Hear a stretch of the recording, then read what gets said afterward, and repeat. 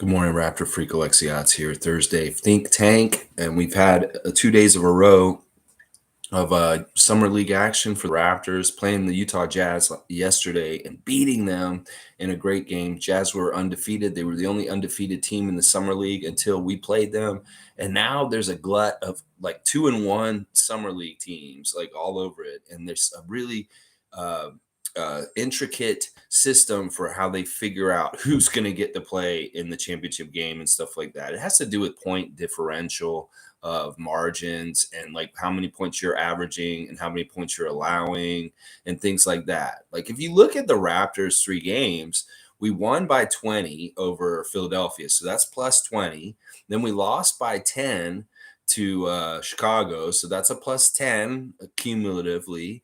And then we won by 6 last night. So that means we're a plus 16 overall. And I looked at the standings. They don't really have them ranked very well.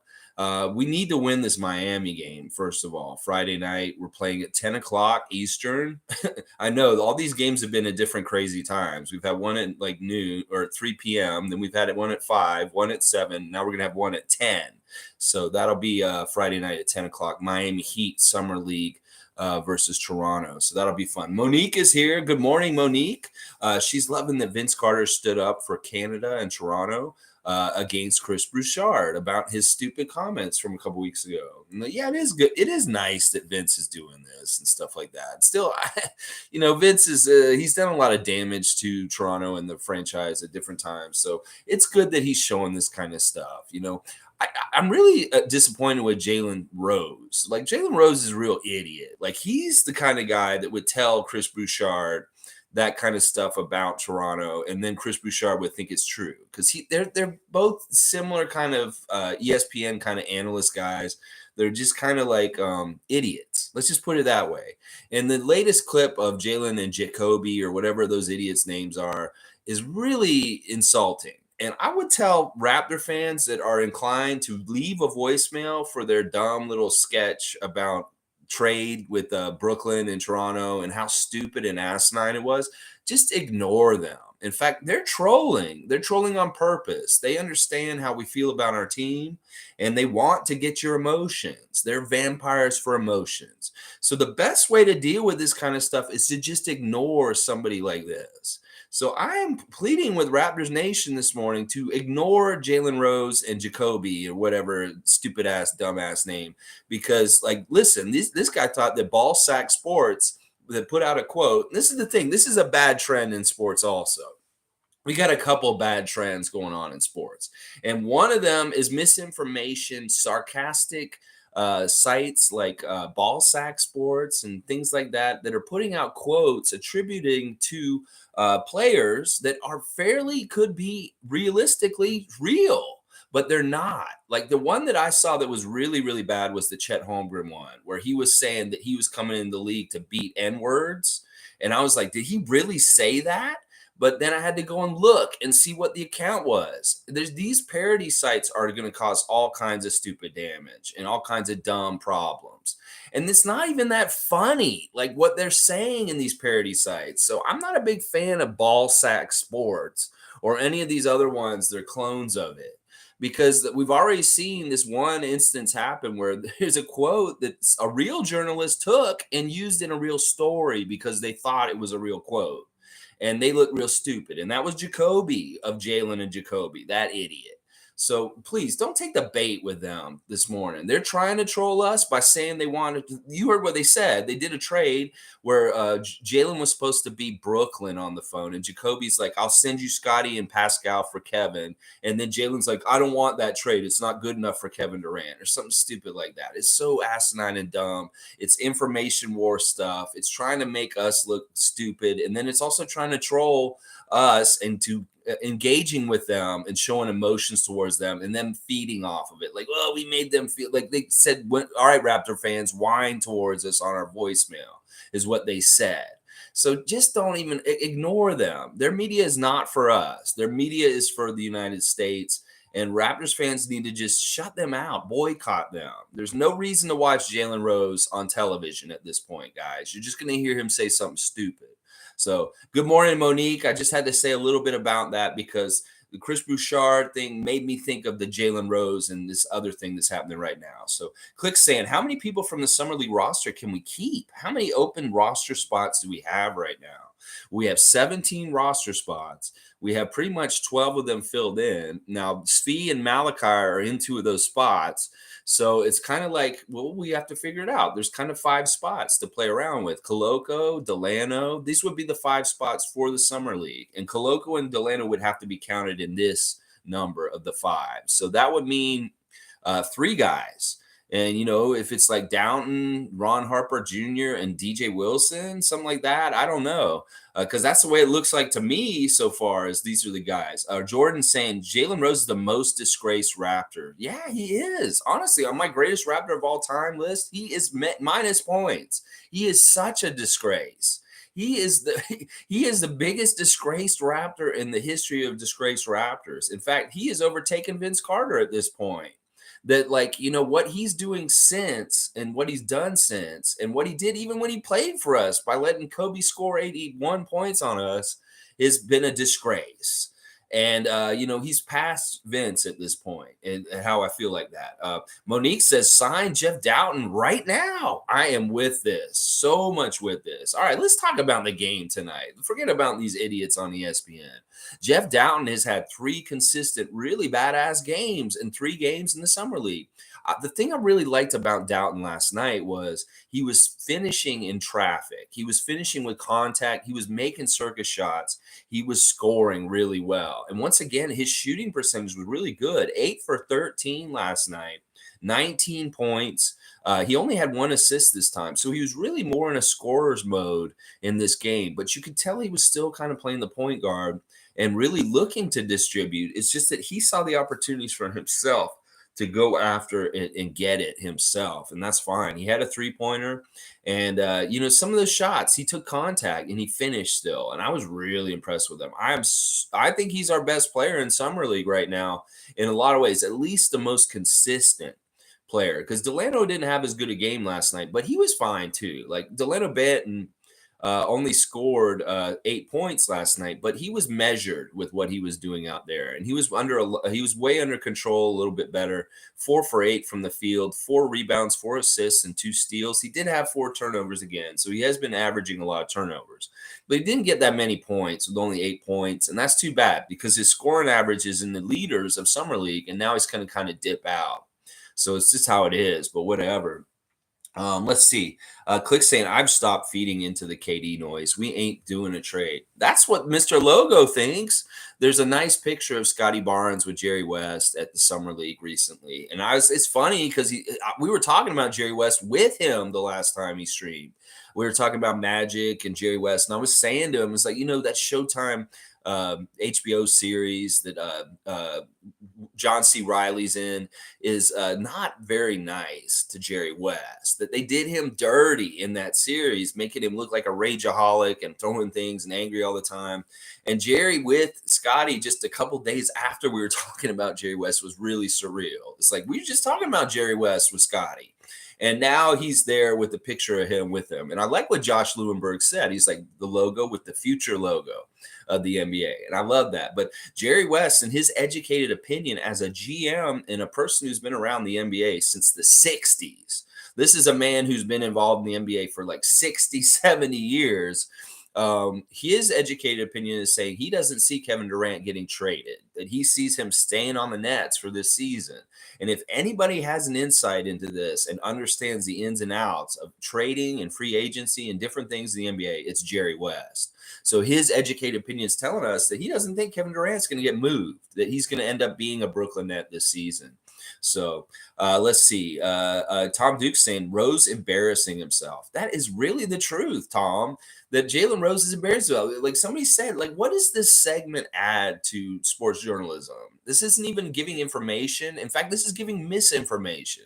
This is opinion shaping. This is shaping opinion about Toronto and just trying to do negative things towards the Toronto Raptors franchise is what segments like that stupid ass Jalen and Jacoby segment is. Is purely that. There's no nutritional value to the information that they gave you. There's nothing new. You're not gonna. It's not like my channel where you'll find out something new. You'll get information. You get a service provided to you. No, this is just two idiots. So they might as well be sitting on a couch, just like talking out of their ass, saying just crazy shit about like, oh, what if I did this with this trade? There's no bearing of reality in it, because the deal that they had sending to stupid ass Jalen Rose for Brooklyn was not even a deal that the Raptors are offering. So what is this segment about, and why are you doing this? It's just stupid. Just ignore it, is what I'll say. Nako the Nacho, good to see you again. In before I gotta go to work, Toronto going to be a destination in the next few years, given the style of play and the amount of Canadians getting into the league. This is inevitable. Like, if we've been worried about free agents wanting to come to Toronto, we should stop worrying about that, because there's all kinds of different reasons why they are going to come here. It's just inevitable that we have so many Canadians born now. That, you know, we see this phenomenon in the NHL with NHL players that grew up around Toronto that have a dream to play for the Maple Leafs. And then they finally get there and they say, oh, I always dreamed about playing for the Maple Leafs and putting on the blue jersey. Well, we're going to get a lot of people that are going to say the same damn thing about the Raptors over the years to come, whether it's they were fans of them because they won the championship in 2019, whether they're fans of them because Vince Carter, whether they're fans of them because of Kyle Lowry and DeMar DeRozan.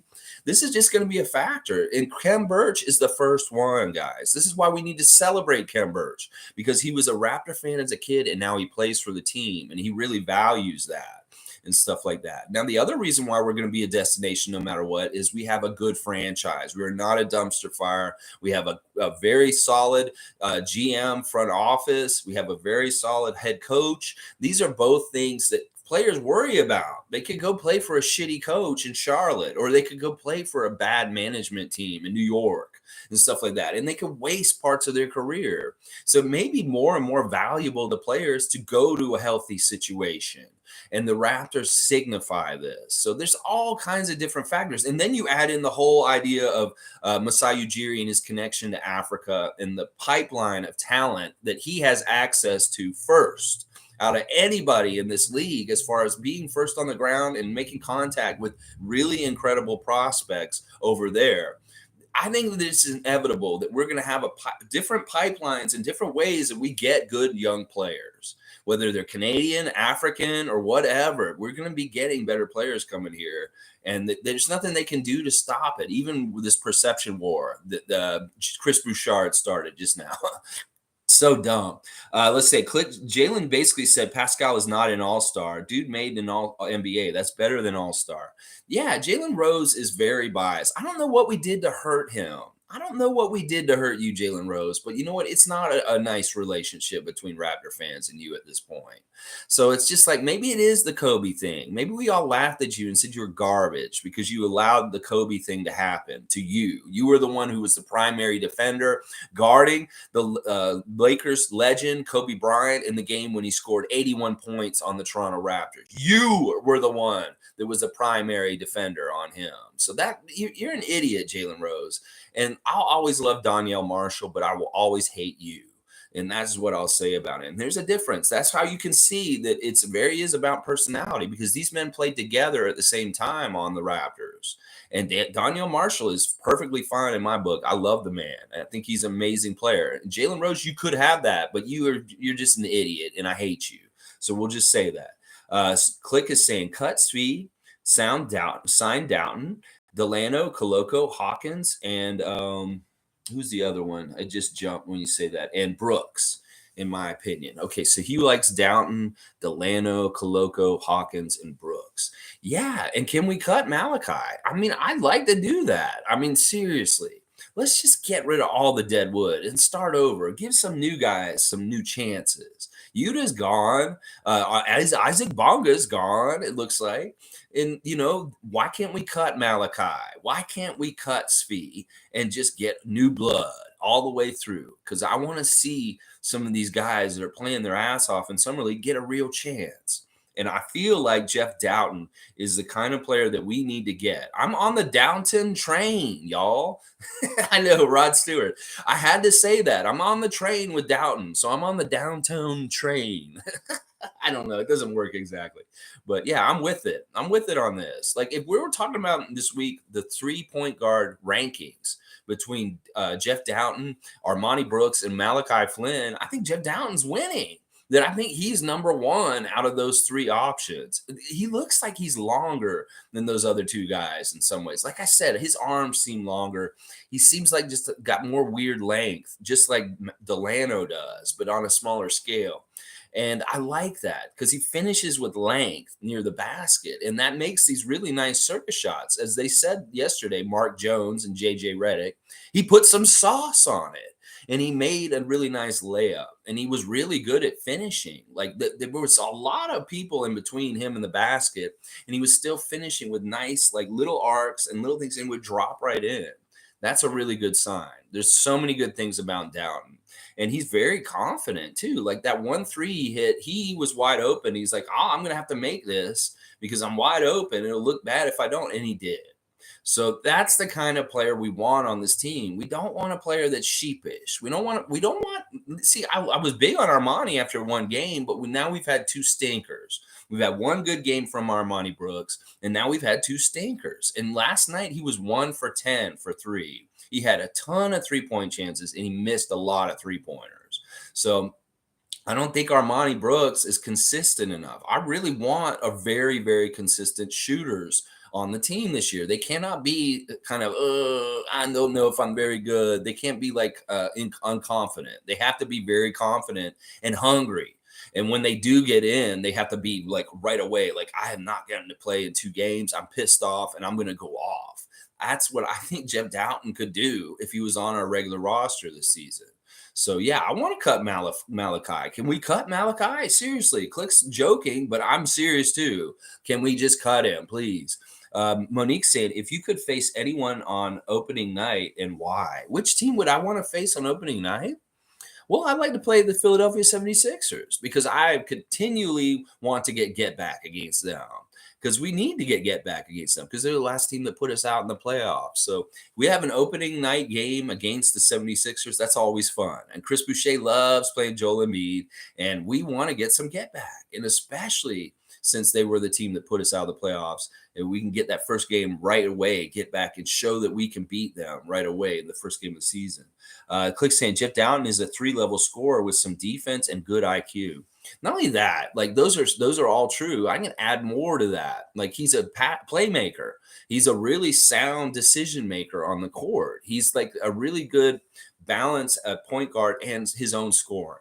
That we've seen that, like in the very first game, 9 assists, no turnovers. He was more a playmaker. Last night, he was more a scorer. And it's good to see that he can do either one and switch to either way. So that's a really huge key and stuff. And I really hope they're looking at him long and hard and that they are going to really seriously figure out how to get him on our team this year because we need to get him.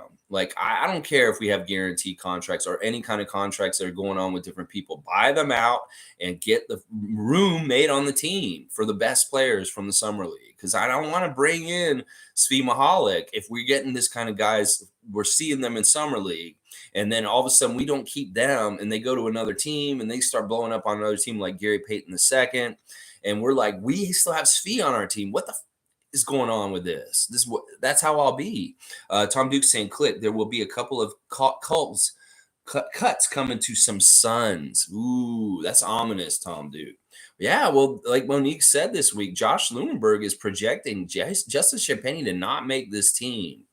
And he did it again. He continually does this. He did it to damn Jeff Doughton last night. In his interview, he jumps in, he takes the microphone from Savannah Hamilton and starts talking this Sun garbage. We're so sick of this, Justin Champagnie. I'm pleading with you. It's tired. It's old. You are nobody's father right now because you ain't even playing. And I ain't seen you done that much on a basketball court in the year of 2022. So let me just say this right now, Justin Champagnie. Drop the Sun Act. I'll say it once again. And that seriously, if he gets cut, I wouldn't be upset if we don't pick up Justin Champagnie. He's not on our team this year. Go ahead, go play with Julian. I don't give a shit. Go to the Sixers size. I don't care. Because listen, it's more important to you to have some sort of weird dominance thing about calling people your son than actually getting on the court and producing. So you know what, Justin? I'm not a big fan of yours right now. And like I said, it's getting real tired and old. Jeff Dowtin just did some badass things for our team and helped us win a summer league game last night. He does not deserve you jumping in his interview and interrupting it and kind of humiliating him. Not really humiliating him because he's laughing and he thinks it's funny. Oh, Justin, you're so funny. He's humoring you. And it's annoying. Let's just put it that way. All right, let's go. All right, Nako's saying, do you have you considered doing the after game reactions? You know what? It's about timing. Like I know a lot of people do after game reactions, post game reactions right away. They have the Raptors nightcap and stuff like that. And for me, I like to sleep on it. It's really weird. After doing it the way I did this season, it's kind of like I think about the game after it happened, and then I sleep on it, and then I get up, and it's easier for me to react and talk about it. Also, this is a weird time of day where this could be filled in, and fans of the Raptors that can meet me at 9:30 a.m. This is a good time to do it than like maybe at like midnight or like 11 p.m. at night and stuff like that. So it's really kind of my sweet spot for when we're doing it. People are regularly remembering that I'm here at 9:30, and then they show up, and I get more of an audience and stuff like that because of the regular time. But I considered doing this in the beginning, but I really like sleeping on it and then talking about it in the morning.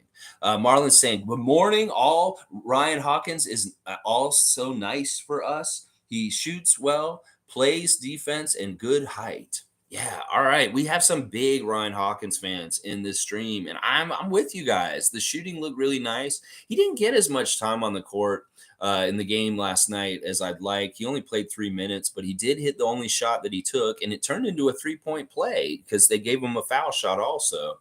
So that was pretty impressive. He did get in earlier. He didn't get in garbage time, but he didn't get to play hardly at all, and that's too bad.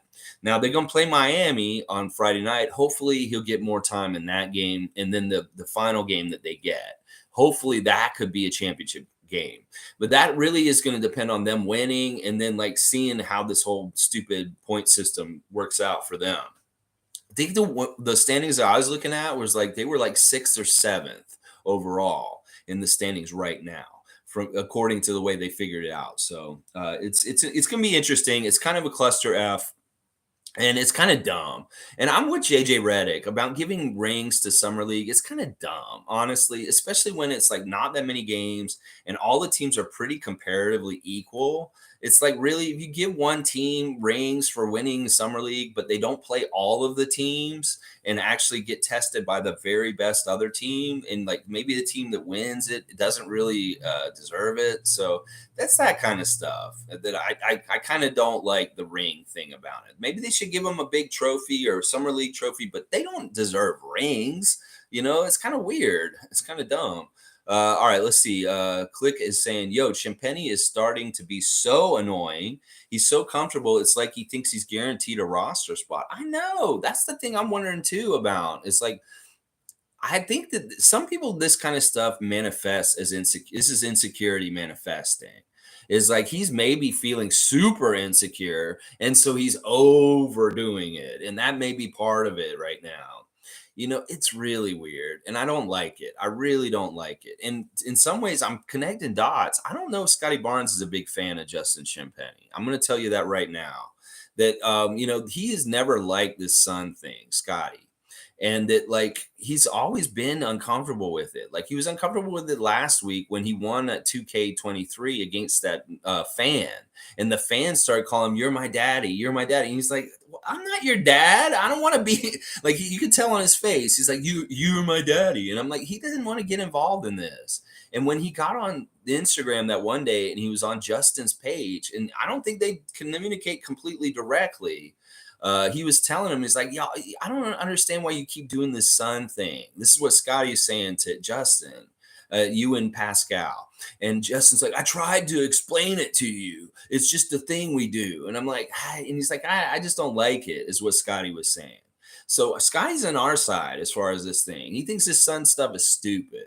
And like I said, in the last week or so, Scotty talked about cocky people and how he doesn't like having them on his team or having them around him. And I feel like this is a little too cocky what Justin's doing. That he needs to tone it down because like the fans aren't into it anymore. Maybe some are. Maybe there's like some weird group of Raptor fans that are like, "Oh, I love sunning Suns. Everybody's a Sun." And then whoever you are, you're weird. And then there's probably a lot of people that are like us. They're like, this is tired and old. And like, you've done this so much. It's stupid at this point. Like, seriously. Oh my gosh. Let's see. Monique saying, I'm proud of my top guy, Ron. You know, Ron Harper had a good game on the down low yesterday. Like, even though he didn't score a lot and didn't do a whole bunch, he had 6 rebounds. He was 2 for 6 from the field. He hit 2 interesting threes. He had that 1 3 right at the beginning of the game to start the game. And, you know, he had 8 points and he was solid. Like, the thing about him is he's a team player. And when you watch him on the court, you really have to watch him in tandem with his teammates because he's kind of a glue dude. He's kind of that kind of dude like Scotty that he'll look around and he'll kind of fill in the void or he'll do what needs to be done that's closest to him.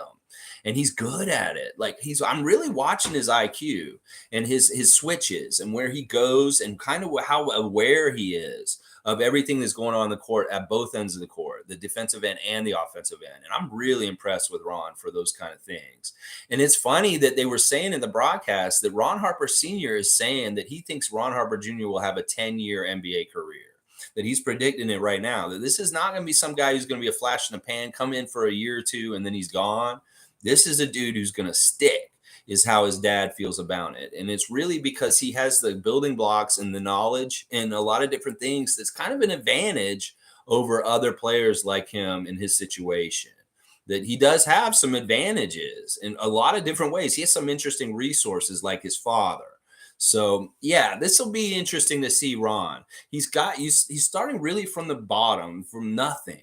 And we're seeing him in the first 3 games of Summer League start to climb and add more about who he is on the court. And we're seeing it. And we've seen a little taste of it. Like I love this scorer mentality of his, and I love that he's a two-way player. He's definitely a defensive kind of player also. So very, very fun watching Ron Harper Jr. And I'm excited to see him more. And this is the kind of guy I'd rather give a chance to and see him grow and develop more on top of things. Because to be honest, he's the kind of guy that has more of a chance to follow in the footsteps of Fred VanVleet and Pascal Siakam as a G League or undrafted player coming in up than somebody like Justin. I'm sorry, Justin, you just haven't shown enough change to your game, like bigger. And I know you're hurt, but I'm going to dump on Justin Champagnie until he plays again and he plays well or he's just gone. Those are the only two outcomes that are going to happen for Justin, where he's either going to get something different from me or not. Let's see. Click saying Champagnie calling Doughton his son, yet Doughton is so much better. I know, dude. Have some wherewithal of understanding your place and things, Justin. And this is seriously, you have no right to talk shit. Like maybe you did in high school because you were absolutely the best player. Maybe you did in college to an extent also, but you do not at this level.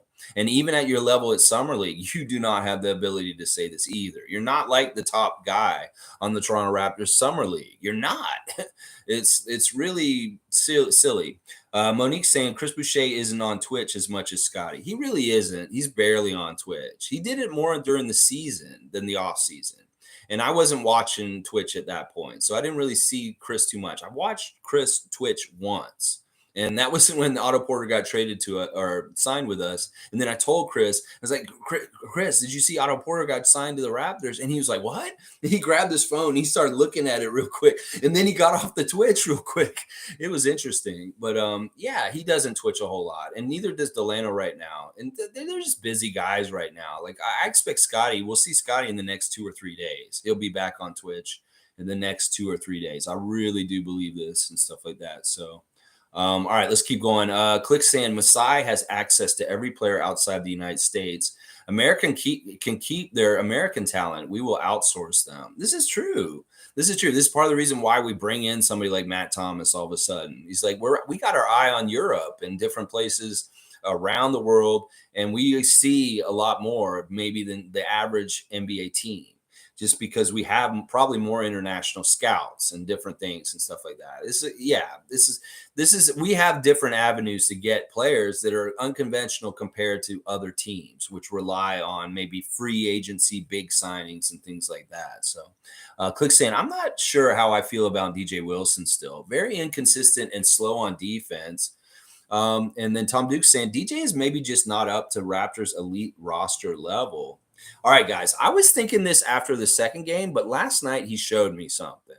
He actually is really, really good. And the thing is, it's not really the defensive end that he's the best at, but he's okay at the defensive end. He's at least a mobile big with long arms that is active, but he may not be the best defensive player. The thing about him that's going to be great about him is his offense. He's showing things right now with his offense that are absolutely fantastic. Now, we could cut out these really silly turnovers where he's not paying full attention and he just loses the ball all of a sudden. That'd be great because those have looked really bad in the last two games. He had another one last night where he just didn't get the ball fully. He turned too early and the ball kind of went off his hands and went across to one of the other team's players. That is bad. Like he's had a couple of turnovers that have been egregiously not fundamentally good in the last two games. But listen, also at the same token, the way that he hit threes yesterday and bailout threes, these were threes where we were in trouble and we were at the end of the shot clock and he hit the three. Some of them he had a hand in his face, but he hit 3 3-pointers in the game yesterday, and that was fantastic. 3 for 6 at 3-point line, 7 of 12 from the field. That's way better shooting than the first two games, and that was really him getting the ball to him and them trying to use him. And like that little turnaround towards the baseline where he just turned and he faded back and he hit that shot. That was a fantastic shot. He had a couple of different offensive plays were super impressive. So, you know what? Listen, I actually grew to like DJ Wilson even more. And this was the kind of game that I was calling out for after the game before this, that he needed to have a strong game where he scored and he did a lot of good things. And he did that. He did it last night. Fantastic stuff from DJ Wilson. He ingratiated himself a little bit more. It could be all right. And this is what he said after the game. We have to remember this, guys. One of the reasons why we didn't see DJ Wilson full time on the Raptors roster for the end of the year was he was hurt. He got hurt when he played for us in that little short stint, and he wasn't available to play for us. He might have been on our roster for the end of the season, but we didn't bother with it. He was on 10 days because he got hurt. Now he has been healing and he's just now coming back from that injury from the middle of the season where he was with us and he got hurt and we couldn't use him anymore. So he has only had these 3 games back in 5-on-5 competition, recovering from his injury. So this is part of the reason why he looks like this right now, is that he has some rust coming back from that injury and stuff like that. But he made me like him even better. And I honestly, even if he's not that good, sometimes I just like the length throughout our bench, and that we've got him on the contract already for this season. If he's already penciled in to be on the roster for this year, I'm happy with that, because he has certain offensive abilities that can help us off the bench. And this is all the stuff that people fell in love with him about last year and wanted him to be on our full roster team. We can't forget that. And that offensive ability is something we lacked. So he could be one of these bench mob guys who come in and get us buckets easy off the bench, like Otto Porter Jr. So that's the thing that I like about DJ Wilson, is even though he's not as defensive minded, he has more offensive minded kind of stuff that can be very, very useful and stuff like that. So Monique saying a decent summer league for Koloko. Okay.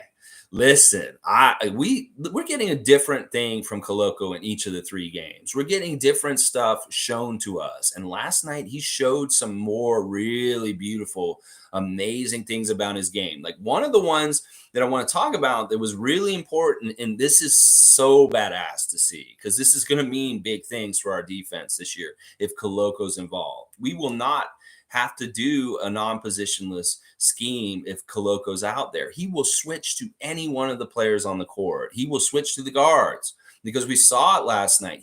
They purposely tried to switch him out into the outside to guard the guard at the top of the key. And we saw what happened when that happened a couple times. A 24-second violation, because the guard couldn't shake free of his long ass limbs and standing in front of him. he couldn't get an open shot. So he held the ball and then boom, buzzer, 24-second shot clock violation because Coloco's standing there and he can guard a guard. He can guard a guard on the perimeter. So if teams are going to try and switch him out of the post and when he's playing defense and get him in a mismatch outside, that's not going to work because we shut them down. And as JJ Redick said in that part of the game, he said that was pretty much perfect defense that the Raptors just did because Utah ran a couple of offensive schemes to try and get the mismatch and get the center out of the paint. And it didn't even work. It didn't even matter because Koloko went out top and he was just standing there like spread out like this. And he was mobile enough and moving enough to move side to side that guard couldn't do jack shit. And then this 24-second clock went off. I love this development about him because this means he'll be so switchable in the positionless scheme that it's not like an Embiid. It's not like, we saw on the other side of the court, Kofi Cockburn in the game. We saw Cockburn in the game, and you can see very distinctively what the difference between a center like Cockburn and Koloko is, and it's mobility. I mean, Cockburn was very dominant and strong looking, like he had that kind of Shaq feeling on the court as far as like, I'm big and I'm muscular and I'm going to make room and I'm going to be dunk it and stuff like that. He did that in that game, but that man has no mobility compared to Koloko. And that's the big difference between those two young centers from this year, is that Koloko he's not hindered by speed, and he is such good lateral movement and getting all over the place. And once again, we saw him recover on defense and get towards shots and block shots and change shots. And he's going to be something else. Like he just needs to get his NBA legs under him, his understanding of the differences in the NBA game, and he's going to be fantastic for us. Like I can already see it, that the fact that you have such a long guy that's so quick and he has some good muscle still, he's going to be so good for us. I'm telling you right now, Koloko, let me look at his box score just to go over it. 2 of 7, still not a good shooting game, but these under 500 shooting games that he's shooting these 3 games in Summer League, they're going to get so cleaned up. I'm telling you right now, he'll get a bunch of dunks and he'll be shooting like Clint Capella at around 60% clip when he gets things figured out. But 3 rebounds, 2 assists, 2 steals, and a block. That's interesting that he's getting steals and that he's playing in the passing lanes and he's just really active. Like the one other thing, once again, the Raptors defense last night was superb. They were all over the Utah Jazz. They weren't letting them do anything. Like there were a lot of deflections. There were a lot of just annoyance. Like the ball would get knocked loose on Utah's end of the floor, and they would all be scrambling trying to pick it up off the ground. That happened so much in the game last night. And that's just a really annoying, irritating defense that we put on them that it's really hard to work against. And like JJ Redick said, we're going to put defensive pressure on the ball all the time. As soon as they're bringing it up the court, we're on them, bugging them. They're coming across the court. We're double teaming them right away. And they're having to figure things out. That's the Raptors basketball I love so much. And with Koloko out there, you can see how that system works really well. The times when Koloko was in the game, we had a badass defense once again. And then when he was out, Utah had a little bit more success scoring and doing things on the court in their offense. So, man, Koloko he had maybe the worst statistical game last night, but I saw things in the game last night that made me even more impressed about him than the other 2 games. That there are things that he can do, intangibles that are going to be so huge for the Raptors franchise in the years to come. Seriously. So Tom Duke's saying, I agree with you, Mo. Koloko is going to be a contributor sooner than later and will continue to rise as he matures and ages. Yeah, he's got to learn the game. He's got to get more comfortable in the NBA kind of style. And look out. This man is like, one of the things we saw yesterday was he flashed that baby hook once again. And there's little things about his offensive game that are very interesting. Like, all right, JJ Redick brought this up. This is a very advanced play, the short roll pass, that where he was at the top of the key, he got the ball from the guy and he rolled the basket, but instead of trying to force his body and finish, he saw a guy to dump off to. And that's one of the things that's underrated about Christian Koloko is he's a great passer. and that he's really good at when the double team collapses on him, getting the ball back out and finding the shooter. Well, this was a short roll that was to a pass, a dump off, and an easy basket for another one of the Raptors that he recognized, and that's unselfishness, and that's a center that can get assists. So I'm really impressed with that because sometimes centers don't have that kind of ability. They'll just steamroll and go right down the lane and try and score. Well, this guy is a little bit advanced as far as with his passing. So really, really, really, really good stuff. Monique saying, finally, we got to hear from Mark Jones. All right. I want to talk about Mark Jones real quick. I love Mark Jones as a kid. Like I watched Mark Jones on NBA television in the United States in the 80s, y'all. This is the man who used to do like the NBA slam dunk countdown on ESPN. And like he was the host of it. And he's like, we're coming in and doing this. I never knew that he was Canadian until like Paul Jones. And I didn't realize that they were brothers until a couple of years ago. And, you know, he mentioned Paul Jones on the broadcast last night. He was saying my older brother taught Delano's father in school. And I'm like, whoa. And it's like, yeah, my brother is Paul Jones. He is the announcer. He's an analyst for the Raptors in Canada. And then he started talking about Delano and the 45 bus and the Rexdale Kipling bus. And he's like, yeah, this bus line, he's named after this bus line. Now, see, Mark Jones has been secretly Canadian for a long time. He does not like to put that badge on his shoulder that says, I'm Canadian. He really has ingratiated and assimilated to being an American broadcaster. And in fact, over the years, he does the same kind of shit that Jalen Rose and Chris Bouchard and Vince Carter have done over the years. He has slighted the Raptors organization many, many times at different places. In fact, he said in the broadcast last night he does not like the Raptors dinosaur jerseys, that he thinks they're ugly. And he actually was kind of saying that this was like the worst jersey in some ways. That's what he was implying. Meanwhile, JJ Redick was like, I like those jerseys. I think they're fire and stuff like that. So Mark Jones was a little bit hating, but then by the end of the broadcast, he did actually admit that he is from Canada, that he is from Toronto. I've never, ever heard Mark Jones acknowledge his Canadian citizenship or his roots from being from Toronto until last night. And it was really because of Delano Banton and the 45 bus. And he said, he's like, I rode that 45 bus many times. So I understand what it's like. And then he started talking about Toronto all of a sudden. I'm like, holy crap, Mark Jones. Okay, so now you are saying and putting it out there that you're Canadian all of a sudden.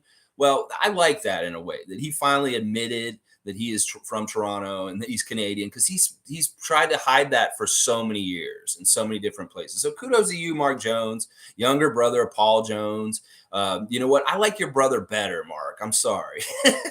But you weren't that bad. You guys, out of the three crews that have called our summer league games so far, between the Steve Smith crew, the Brendan Hayward crew, and then the JJ Redick crew last night, I like the one last night the best, because JJ Redick is fantastic.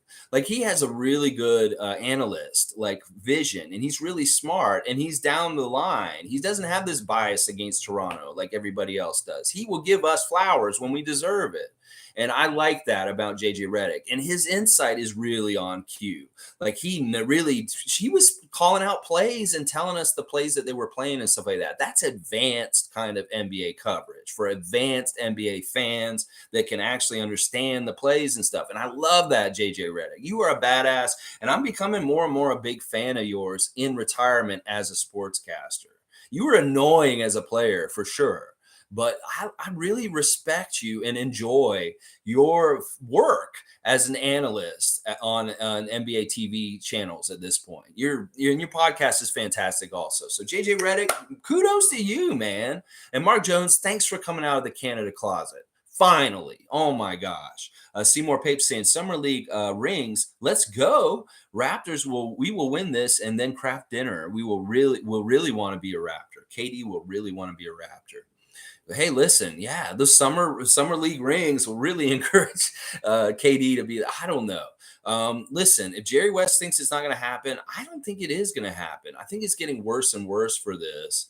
And then also part of it is, that there's a new trade that's out there that has to do with three different teams. It has to do with Utah, Phoenix, and the Brooklyn, and it has Mitchell going around somewhere and Ayton going around. Oh yeah, and Indiana's involved in it too. It's like a 4-team trade.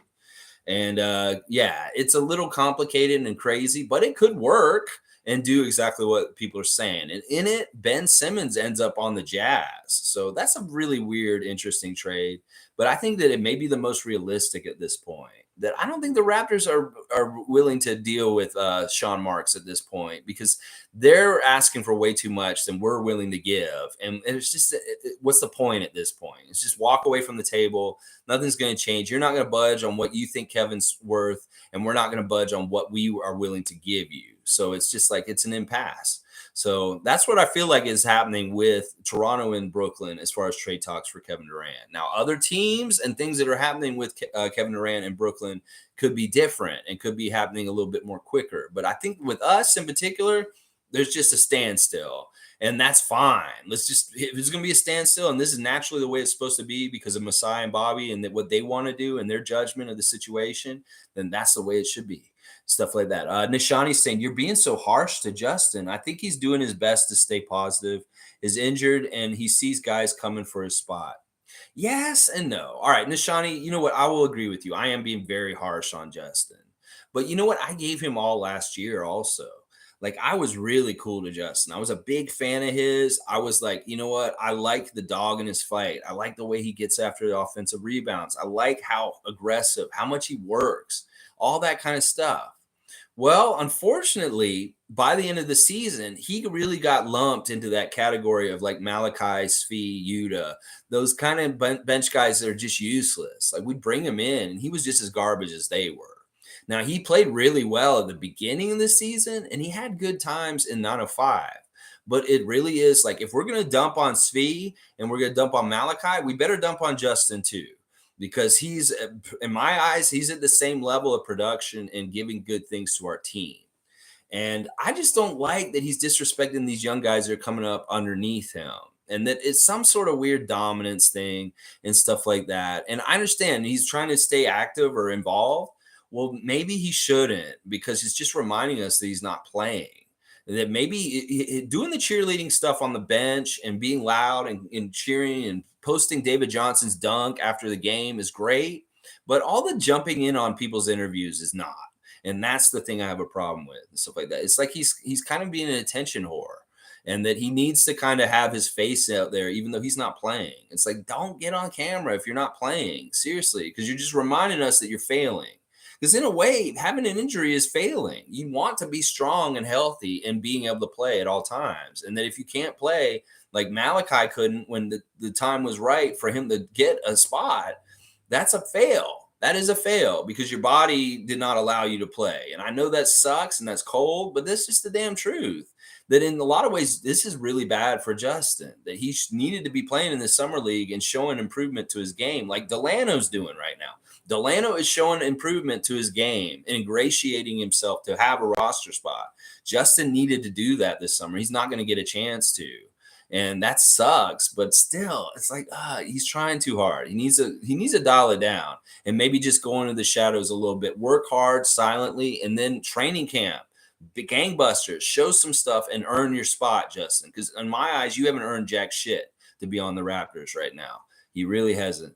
Monique's saying way better coaching from Gleason last night. I thought so too. One of the things he did that was really smart was he was keeping Banton or Downton out there at all times. And that was really smart, because when he took both of them out in the Chicago game, we fell apart and it was no good. So like having those guys, either one of them out there at all times, really helped with keeping things copacetic the whole game.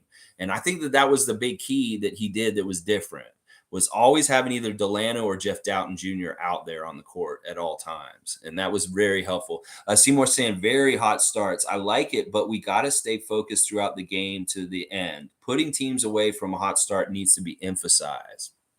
Yeah, this is a great problem to have. Like, with how many bad starts we had on the main roster this past season, seeing our team come out and start blowing teams out right at the beginning of the game is fantastic. But that's right. Seymour saying that there's a lull at some point and the team starts climbing back and they get close. Now, one of the great things about last night is that we had a wire-to-wire win where we were leading the whole entire game. Now we got out and jumped on them, just like Seymour saying, and then we kind of built a huge, nice, good cushion, a double-digit cushion for most of the game. But then near the end of the game, they started to get back at us, and they got the lead down to 2 points at one point. Like it was 4 points, 2 points near the end of the game. And that was a really good test for us in some ways because Utah was surging to try and come back and steal the game from us. And we did the right things to hold them off. And that's a huge kind of test for a summer league team to kind of have to be in that situation where you've been winning by double digits most of the game. And all of a sudden the other team's surging up and trying to take the game from you, holding them off and stopping their momentum. That was a good test for our team. And like I said, you know what it is? When we start the game and we have Koloko and DJ Wilson out there, that's a big lineup for Summer League. And that we're really long with Delano as one of the guards also. So that has been a real big part of it. We come out with a really annoying long defense, and that coughs the ball up, and that causes all kinds of trouble for the other team. And that's part of the success of us jumping out to these big leagues or leads early, is that defense with the length right away at the beginning of the game. Seymour's also saying, ain't Champagnie from New York? And that's how they talk. They call everyone son and done. It's New York slang. I understand from a Canadian perspective is annoying, but it's like us saying a. I don't think this is the same, like in a way. Like, all right, I know I keep talking about this, and maybe this will just be a thing this week, and maybe it'll just go away, or maybe I'll just decide I don't want to talk about it anymore. The thing to me was that he came in saying it to Pascal right away. And to me, it's kind of like you're trying the best player on our team. And like it kind of doesn't line up. Maybe it's a little funny because it's so ridiculous. Because like Justin, you are not Pascal's father. Pascal's you are his son. If we're really getting into who is whose son, and if this is factual, and like somebody who's like, if we really want to discern this, you are Pascal's son. There is no ifs, ands, or buts about it. That's just the damn truth. In fact, if we're really doing a hierarchy of power rankings of sons on the Raptors team, maybe I'll do this as something stupid.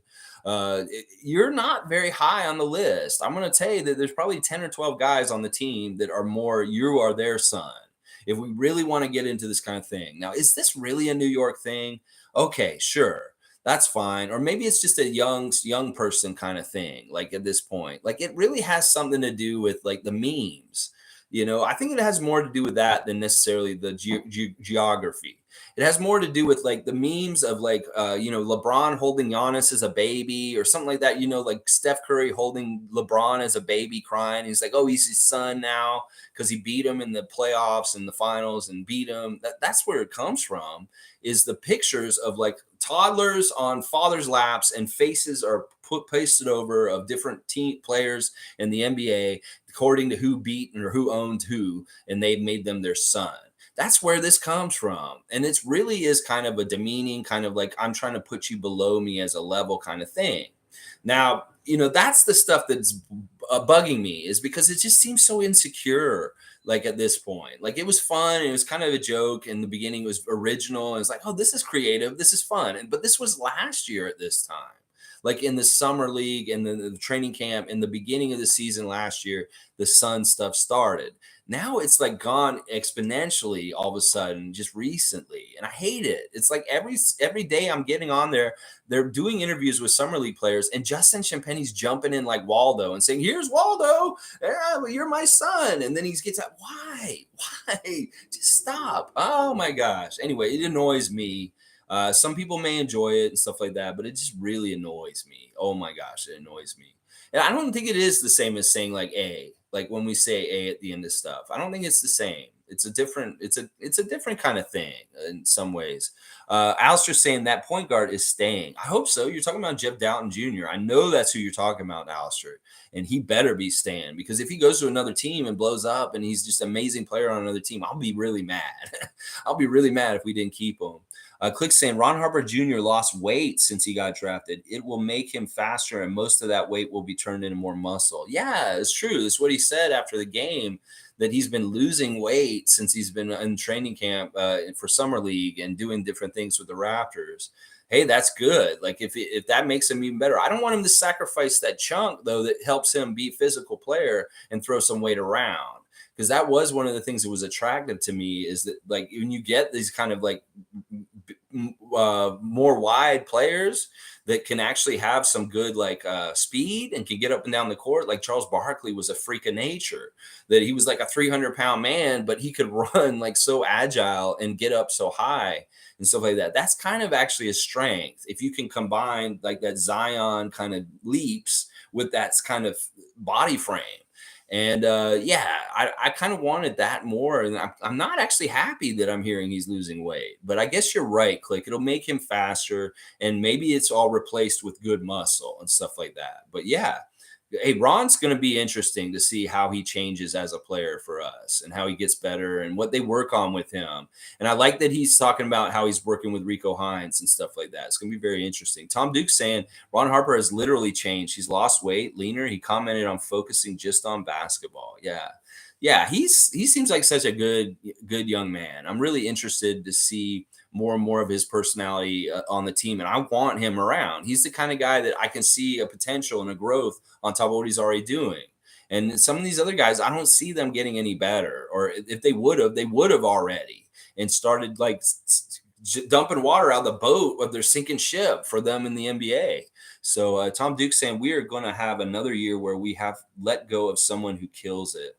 Yeah, I think that you're right. That there's just the numbers and the kind of different players we're getting in summer league. We can't keep everyone. And last year, Ish Wainwright went to Phoenix. He played pretty well for them in some ways in real bit duty. And then Sam Decker had to go overseas again and stuff like that. So there'll be people that will get cut, that it'll be sad and stuff like that. But hopefully there'll be the right cuts and the ones that make the most sense to help the Raptors win a lot this season. So yeah. Monique saying Ron Sr. said 10 years in the league in the mindset of Fred VanVleet. Yeah, Ron Harper Sr. has a lot of confidence in Ron Harper Jr. to make the league and have like a 10-year career in the NBA. So we'll have to see what happens. G saying Fred shot 14 threes in a row. Wow. Fred is interesting right now. Like you can tell it's trade season because all these guys have stripped down their social medias and they're not really totally showing that they're connected to the Raptors right now, just in case something heartbreaking happens. And he in particular would be the worst one. Like in some ways, if we traded Fred all of a sudden out of the blue before the end of the summer, I would be kind of upset. Because this man just professed he wants to be a lifelong Raptor, and he is a real one. Honestly, let's just get seriously. Fred gets maligned, and he gets treated and shafted in different ways throughout his whole career, and he's always overcome it because he bets on himself, and he's a winner, and he does amazing things and stuff like that. I really loved seeing the images of him at the San Diego Zoo this week with his children, enjoying family time, taking his youngsters to the zoo. That's just a fun family memory. And that is so cool. You could see the happiness in his face as a dad with his son and his daughter walking around the zoo, showing them flamingos and different other animals and stuff like that. That's just special memories. And as a young father, that's fantastic that he gets that time off and really get away from the game and focus on what's really important. And that's his kids and stuff like that. So Fred's interesting. It's going to be real. Hopefully there's no problems or anything, but like I said, he has everything scaled back just in case. And OG and Gary are the same too right now. So Alistair's saying Flynn is gone. I don't know. He's technically not. And he probably isn't, but I'm just kind of hoping. I mean, it would be nice to free up that roster spot and maybe get one of these other Summer League guys in there. Like if it's between him and Doughton, if we're going to have to cut Doughton or keep Malachi, I would go Doughton right away because we've seen more from Doughton in 3 Summer League games of consistency and badassery than we've seen from Malachi in over 2 years. So, yeah, that's where I'm at with that. Monique saying DJ Wilson showed he belongs. His story on his back is scary. I don't know much about the story about his back. He had a really bad back injury, and he looked like his career was going to be over. Ooh, that's never good. Yeah, I like DJ Wilson. Like, listen, he's a real pro.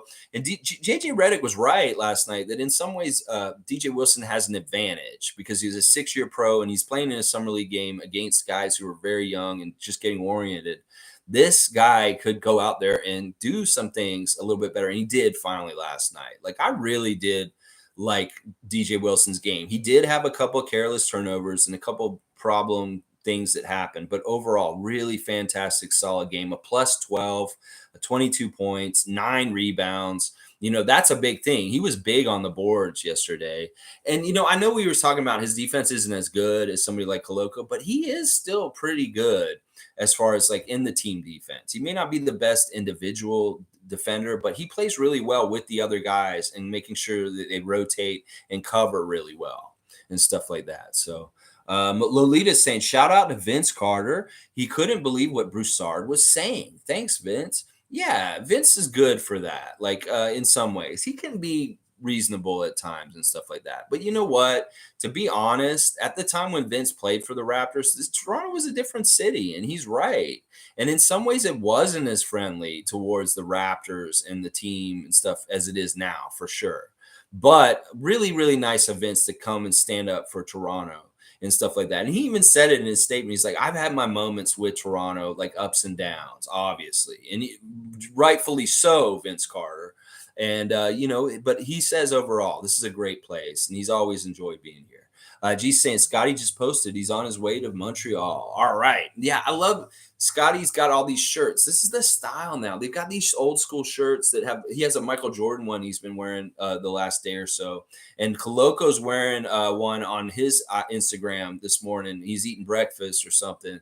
And he's got one on also. They're like old school players with like their name and then like a graphic and stuff. I like those throwback shirts. And I think Scotty got a whole pile of them because he's got a Jordan one. There's a Kobe one. There's a lot of different ones that these different players have and stuff like that. But yeah, Scotty says he's going to Montreal now. He hung around. I don't know if he went to the game last night. I think he actually left Las Vegas after the Bulls game and flew yesterday. And he's been in Toronto last night. And now he's traveling to Montreal from Toronto today. So Montreal, be ready to see Big Roy, Scotty Barnes in your city this weekend. And if you want to know where to look for him, sometimes go to Shoppers Drug Mart. That is one of the best places to go and find Scotty Barnes. If he's at a Shoppers Drug Mart, he can be at one of those. But he also look for him at poutine stands because he is specifically one of his goals to go to Montreal is to get a real Montreal poutine and try it for the first time. He's never had poutine before in his life. He's going to go to Montreal to try poutine this weekend is what he's saying. Raps Love is saying, that's because Justin is guaranteed a spot in training camp. Your personal feelings about a player to yourself, please, because what you think is not what I think, and that doesn't need to be written down. Listen, it's not, personal feelings are personal feelings. Like yours are yours, and that's fine. I'll respect that, Raps Love. But I'm just saying it's not a good look. And I opine here. This is what I do here. I'm opinionated. I put my takes and I put my feelings and what I see and stuff like that. That's just how it is. Like, we're not all going to agree on stuff. You like Justin Champagnie, you care about him. That's great. I do too. I care about him as a player, but I care about my team more.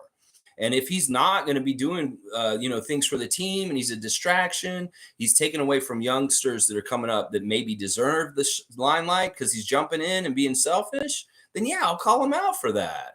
Like, listen, like there's nothing guaranteed on this team. He maybe has a guaranteed spot in training camp because he's hurt right now. But, he doesn't have it guaranteed that he's going to be on the roster. He's a RFA. He's a restricted free agent. We put the qualifying offer to him, but we can buy him out or cut him at any time. And that's the reality of it. And that's, listen, I want all the guys to succeed. Like, I don't want Raptors to fail. I didn't want Svi to fail. I didn't want Malachi to fail. I just tell it like it is and what I see.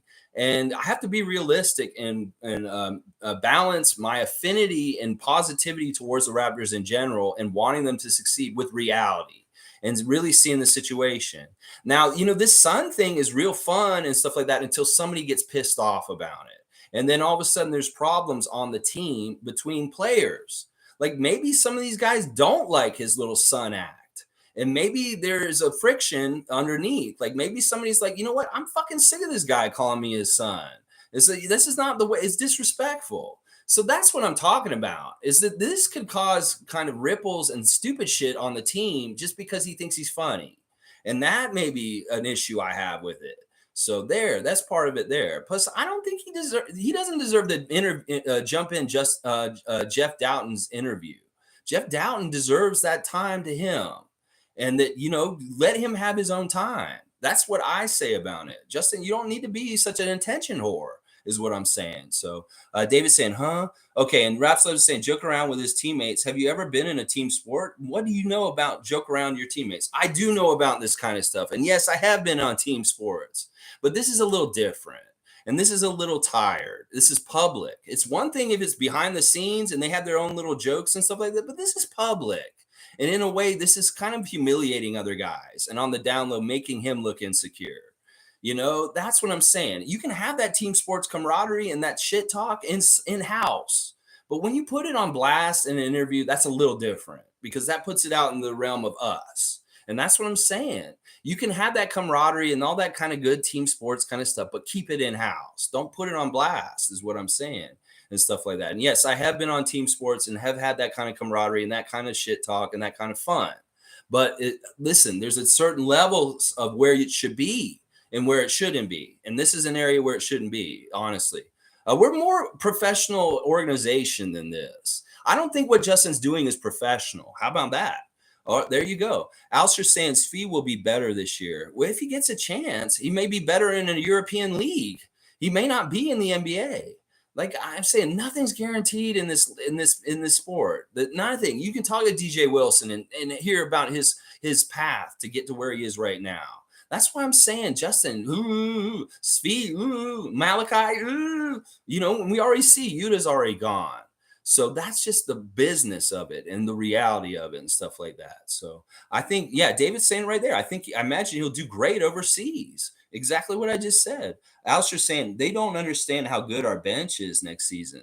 Yeah, I know, because we haven't made any splashy moves. We haven't made like a huge move or anything. Like Otto Porter Jr. is a huge move in a lot of ways, but not to a lot of people because he's just kind of a mundane, everyday kind of role player and stuff like that. But they need to realize that's a huge move, getting Otto Porter Jr. And then, like, maybe sometimes, like I said, a team can get better by subtraction. You get addition by subtraction, and that's subtracting dead weight on your roster. That we had a certain amount of dead weight on our bench last year. And if we cut that dead weight off and we bring in new guys that are more capable and contributing and are more consistently, we can count on them, then that's an addition by subtraction. And that's part of what I'm going to say right there with that kind of stuff. So, yeah. All right, let's see. Monique's saying JJ Redick had Nick Nurse and Pascal's on his podcast, and it wasn't that bad. Yeah, JJ Redick really does respect the Raptors, and he should, because he was a part of that Philly team that we beat with Kawhi. That he was there when he saw Kawhi Leonard hit that shot at the last second in Game 7 and have us win. So he has a real respect for the Raptors franchise, and I appreciate him and respect him back for that. That he's not like these other guys. He really understands how well built we are and how well run we are, and he does not poo-poo it. He does not put us down. He recognizes that we're a real Eastern Conference force, and that we are somebody that should be respected and watched out for as far as we are going to be competing and stuff like that. And I appreciate JJ for being like that. Him and Kendrick Perkins have been two of the best for this, as far as players that never play for the Raptors, but really respect the Raptors. And I love that about them. It's really good. Isaac Campbell's saying we need to sign Doughton like yesterday. And we are we waiting for a trade to move other pieces? I don't know what's taking so long. His shot creation is needed for the bench mob at the point guard position. I like that, Isaac. I like that. And I see you friended me on Facebook yesterday. Cool to see that. Yeah, I'm real big on Doughton right now. Like I said, I'm on the Downton train. And if we're ranking these point guards, backup point guards to Fred, I think he's number one right now as far as things other than Delano and other than Scotty and Pascal being backups for him also. But yeah, I don't know. There's the things that are taking too long is just Kevin. It's Kevin Durant and the whole thing with him. Everybody's kind of waiting and seeing, and it's just kind of held things up and different things. I don't think the Raptors are going to do a whole lot more. Like if we don't do a Kevin Durant deal, we're not going to do anything else. And that's the whole thing. So don't hold your breath on anything happening, Isaac. I don't think we will see much more happen. It will just be within house and what we're doing with Summer League and the players that are there and cutting people and bringing and figuring out who's going to be on our roster. I don't think we'll see any new names in the mix unless we do the Kevin Durant trade. And then we have Kevin Durant on our roster all of a sudden. But otherwise, we're not going to do a deal. We're not going to we may make one more MLE signing. because we do have a little bit of money like that. But we have so many guys right now fighting for positions on the team that I don't see them bringing in another person on top of that. You know what I'm saying? Because it's just even more competition, stuff like that. Unless it's somebody that they want for a specific, real reason on the roster to fill a need, then I could see them making one more move. But I don't think we're going to make any more moves unless it's a Kevin Durant trade. So Guardian Transit is here again. Good to see you, Guardian. Hawkins only got 2 minutes last night. He got 3 minutes. I really think they should give this guy some minutes next game and just see what he can do. He has the best shooting form of all of them. I think I can agree with this. Like as far as like seeing the shots at the end of the game the other day and just how great the arc was and just how smooth it was, very duplicated each time he shot. It is very much the same way, and that's a real sign of like a really sound mechanic with his shooting and stuff like that. Yeah, you're big on him, Guardian. You've brought him up a couple times now, and I'm with you. I like the kid. I think he's a great shooter. We'll just have to see how it all works out. And once again, we don't know what all they're analyzing different players for and different things. And it could be that there are deficiencies to Ryan Hawkins' game that may not help him make the roster. But I think you guys think he's a good defender. That's good. All right. I haven't seen enough of him to totally understand his defensive play. But I'll agree with you guys until I proven otherwise. And I'm like, oh, he's not a very good defender. But I think, all right, if he's a good defender, I haven't seen enough, so I don't know. Let's see. Isaac saying Malachi moves the ball laterally too much early in the shot clock and doesn't create his own shot. The thing with Malachi is like he's frustrating to me because I feel like when he should be a point guard, he's not being a point guard. And when he should be trying to shoot it and make shots for us, he's not doing that either. It's kind of like it's like we either need you to be the playmaker and set other people guys up and make easy shots, or you need to take the initiative and go out there and ball out and make shots yourself. And there's just not enough of that initiative of him stepping up in either one of those two roles, like Jeff Downton has in 3 games now. He's really balanced that really well and understood when to do each of those 2 different roles and do them well. And Malachi has never shown that aptitude in the 2 years he's been on the Raptors. He's never, ever been good at just saying, okay, I'm going to be the point guard right now and hook up people with a ton of assists. We've never seen him get a pile of assists. Like, has he ever gotten 10 assists in a game? I don't think he ever has. And then when we need him to hit shots, he misses them. So it's stuff like that that just bugs the hell out of me about Malachi. And Jeff Downton, if he's got an open shot last night, he has a 3, they dared him, he hits it. So there's a big difference right there. I love it. I love that. I love that. Monique saying, Lex, does your mind change who's going to be the better brothers and the Champagnes now? I don't know. I haven't seen Julian enough. Julian seems like he's a better scorer, to be honest. Like, the little bit I saw in the Philadelphia game against him and, some of the highlights I seen just in like scouting for the draft earlier this summer is he looks like a slasher scorer more than Justin, that he can actually put the ball on the floor and dribble and attack the rim and do that a little bit better than Justin. And that may be the biggest difference I've seen. It could be that just Julian Champagnie is a better scorer than Justin Champagnie. That Justin Champagnie is more of a defensive and rebounding and a three-point kind of guy in the corner. And that Julian is more like a slasher scorer all around, like where he can score going to the basket or shooting from outside. So I don't know. The jury's still out on that. I'd have to see Julian play way more. Like right now, I still have Justin better than him. I have Justin better than Julian because Julian didn't play good in the first game against us. Like he did not look good for the Sixers in that first game. He was really bad, actually. Let's see. Random Gamers here. What's up, guys? Obviously, I don't know the player you're talking about, but saying son is just a young person thing to say. I wouldn't take it too serious, but I can see how you see it's annoying. It's Justin Champagnie. And it is the reason why it's annoying is that it's been going on since last year. It started in like September or August of last year, and it went away for a while in the middle of the season. You didn't see it much, but now all of a sudden it's just way too much.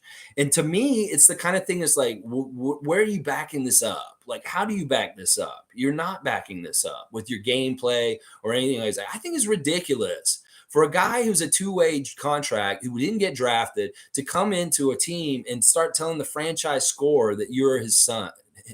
You know, That I think that's ridiculous. That Pascal Siakam is nobody's son on this team, and that it's stupid. It's such a dumb game and stuff like that. I understand it's a young person kind of dumb thing and stuff like that, but whatever. I mean, I just wish it would go away. Is basically what it's like. We've seen it. It's fun. Everything, whatever. But I'll be real happy when it ends. That we don't hear any of these players doing this kind of stupid shit on interviews. I'm going to tell you that. I'll be real happy when I don't see it anymore. Whether it's him not being on the team or he just stops doing it. So one way or the other, just stop. Do it in private. You can do it in private after the game. You guys are in the locker room. Do it all you want, but stop interviewing and stop busting into people's interviews. It's just tacky, and you're taking away the time from them to get to be their exposure. And you don't know how often Jeff Doughton Jr. is going to get interviews or Christian Vital, stuff like that. So why are you busting in on these men's interviews and being like that? I just don't like it. I don't like it. Some of y'all can defend him and say, "Oh, it's fun" and all this kind of stuff, but not me. I think that it's stupid. It's not needed, and it could lead to problems. It could seriously. It could lead to problems. People get their feelings hurt early. Like, you know what? Justin's an asshole, and I hate him all of a sudden because of it. I'm the download. I don't know if Scotty actually likes Justin. I'm gonna tell you the truth. All right, let's see. The 905 are in for a Trent with 905 also with Ron. Okay, so Monique is comparing Ron Harper Jr. to Gary Trent Jr. and saying that the 905 are going to have a Gary Trent Jr. kind of player. And that's actually not a bad comparison if he can start shooting better. Like Ron's not shooting horrible, and we can see that he has a little bit of a 3-level game, like three-pointer, mid-range, and close to the basket. I don't know. We haven't really seen the mid-range yet, but he has some stuff near the basket also, and he's a good defender. That's the thing. He can get in the passing lanes and steal the ball and stuff like that. So that's an interesting comparison. I won't dissuade it or say that that's not a very good comparison, but I can see that. Alistair's saying, what if someone earns their spot and then starts stinking during the season like Svi and Yuta? That's part of the gamble. And that's why you don't want to keep it's like the saying, fool me once, that's on me. And fool me twice. No, fool me once, that's on you. Fool me twice, that's on me. Is like, that's maybe the reason why we don't want to keep Svi on the team again this year. He's like, all right, we'll give you another chance, but then it's the same shit over and over again. Well, if you bring in new young players, you got to give them the chance to fail and succeed, like you gave Svi last year. So these young guys could be just as bad. You're right, but at least it's them getting their chance and them getting their chance to try and stuff like that. So Alistair's saying, I think we're trading Fred because we didn't extend his contract yet. What's the holdup? It's not that actually. I've heard some different reasons why we're waiting to do it with Fred, and actually Pascal also for October. It has to do with money situations and deadlines and things like that. The thing with Fred doesn't have to happen right away. That sure, we could have done it, and we did talk to him about it earlier in the summer, but we didn't execute it right away. But it could be that when we met with him and talked to him about it, that we have a timeline for it, and that we told Fred straight up, we're saying, listen, we got to wait till this period of this is over, this deadline's over, this money switches this or this, and then we'll revisit this and talk to you about it, and maybe we'll do it right then, that kind of thing. But I don't think this has anything to do with his standing on the team. I think this has more to do with timing as far as like getting other transactions and other monies or deadlines and things going by. And they want to really just do it at the right timing of how to do it. I think they're going to do it still. It's just that they got to do it at the right timing. And I know Pascal's can't be done until October itself. So that's part of it, is it could be a timing thing. Click saying Scotty Barnes is coming to Montreal. That's right. That's right. He is. That is a real fact. And Montreal people, be ready to see Big Four on the street. Monique saying, did Scotty go with Chris though? I don't think he did. Maybe. I told him that. We were saying that on the chat. He's like, if you want to know where to go in Montreal, why don't you just ask Chris Boucher? He knows Montreal pretty well. You could actually probably talk to Ken Birch about it also. So I don't know. Hopefully Scotty's got good connections and the right people showing him the best times and the best life in Montreal. We'll have to see. Kenny's here. Good to see Kenny. Doughton should be on our bench. I think this is a consensus here, that we're hearing a lot of people saying Doughton needs to be on our team yesterday, and I think I'm with everybody. David S. is saying, I know Armani couldn't buy a bucket, but I thought he played well yesterday, minus the shooting. He plays defense and hustles. I'm a believer in Brooks. I am too. I really am also a believer in him. Also, it's just too bad that his shooting has been so bad in the last two games. He had such a good first game, and then last night 2 of 12, 1 of 10 from three pointer, only 5 points, but he did get 4 rebounds, 3 assists, and a steal. He was a +5, so he wasn't a minus on the court. But yeah, the 1 out of 10 3 pointers does not help. Like, say this guy's a laser. This guy's a good sure shot every time he shoots, and it's too bad. It's too bad that that's the thing. We want consistency. It's not like have one huge big game in summer league and then shit the bed the whole rest of the summer league. You need to be consistent because that's what we lacked off the bench, and that's why we want to see consistency. And Jeff Dowtin is the epitome of it right now. So Seymour saying we don't need crab dinner. No, we don't. We don't need no crab dinner, and we don't need no 34-year-old stringy ass Kevin Durant. Alistair saying Skyhawker. Skyhawker. Interesting. Seymour is saying David Johnson is cut. That game last night was interesting. David Johnson was getting some frustration out. You could tell he had such a bad game in the second game that he was like, I got to prove something. And you know what? In some ways he did. Like, I really love to see that fire from him on the 2 dunk attempts. The first one he didn't get, but the second one he got, and it was nasty. And it was also really nice to see David Johnson hit a 3. Like, we hadn't seen him hit very many threes lately. He was 2 of 5, 1 for 3 at 3-point range, 1 for 4 at the free throw line, which is absolutely dreadful. 3 rebounds, 1 assist, -2 with 6 points. And you see, he had that one highlight with the dunk, and I love that he got that. But really, did he have that much of a good game? It's kind of like, ugh. And I think you're right, Seymour, that I don't think David Johnson has a chance at this point. Like, he's going to have to really show something real fast with the limited time he's going to have the chance to show the team, because we have other guys that we want to spend two-way contracts and 905 contracts and flipping in and out with the team, like Ron Harper Jr. and possibly Jeff Dowtin Jr., that these guys are ahead of him. Patrick Douglas saying Coach Gleason likes David Johnson, definitely, and we were nearly in trouble with Johnson and Kurax on the court. Jeff saved us, and DJ showed up. Yeah. David Johnson on the down low, I do have to give him some credit. He's a pretty good defender, like for his size and stuff like that. He does pretty good being annoying and defending and stuff like that. And there is a certain amount of camaraderie and chemistry between him and Delano that's really good and strong. That is nice because they played so much on 905 with each other last year. And at points in the game yesterday, you could tell that Delano and David Johnson were getting tuned in together and on the same page and helping to steer the Raptors in good places and stuff. Kurax was interesting in the game last night. The mask is really weird. He looks like the Green Hornet or something like that. It's a really weird, like Phantom of the Opera kind of black mask. He was okay, 2 for 4 from the field, 7 rebounds, including 4 offensive rebounds by Kurax. That's huge. And 4 points. He did have 4 turnovers, and they were ugly turnovers too. So honestly, he does some good things. He's done some good things defensively. That rebounding last night was fantastic, but he makes a lot of mistakes for who he is, as far as, like, he's not a rookie. This is like DJ Wilson. He's been in the league for a couple of years. And so some of the mistakes he's making are just egregious for that kind of like veteran level. So yeah, I'm not big on him being on the team, obviously, for different reasons other than just the domestic violence charge he got. But also, the fact that he is a little inconsistent. So it is true though that mask probably did hinder him and make him play a little bit more poorly. That it's hard to play with a mask on, as they were saying, and stuff like that. So, all right, let's see. Monique saying in a month of the Harper brothers, they're both following me, and Jeff Dowtin.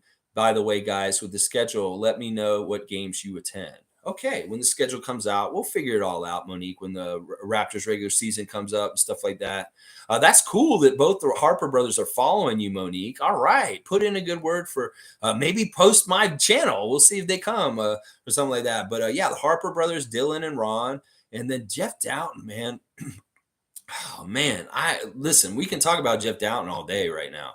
Monique saying 4 years with Fred. Yes, I said it. Yeah, all right. We'll do the extension. I'm sure it'll happen, and it may happen in August. It may happen in September. It may happen in October. We'll have to see. Sue saying good morning, everyone. I agree. We need consistency off the bench. Johnson's not going to make the cut. There are too many guys doing well and outshining him. It really is. Like you can have like amazing skills and all this kind of stuff, but if you can't consistently perform on the court, we don't want you for our bench this year. That you have to consistently be able to perform out there and stuff like that. David S is saying, I missed what you said about my comments. Sorry, you dumping on Brooks? I wasn't dumping on him. I was more like saying that you know, he had a really good first game, and now he's had two kind of shit the bed games. And last night was really bad because he took so many 3-pointers and missed so many of them. It's really the percentage, and some of them were like wide open. So this doesn't go into the whole characteristic that he's such a dead eye and we can depend on him to hit threes.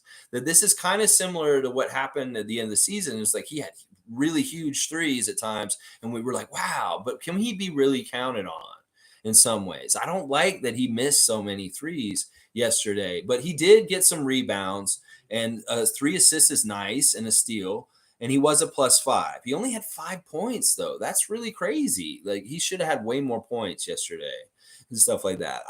I'm on a Downton train. I keep saying this, and it's true. Like if we're gonna ride horses and who we want to be on the team, I'm on Jeff Downton's team now.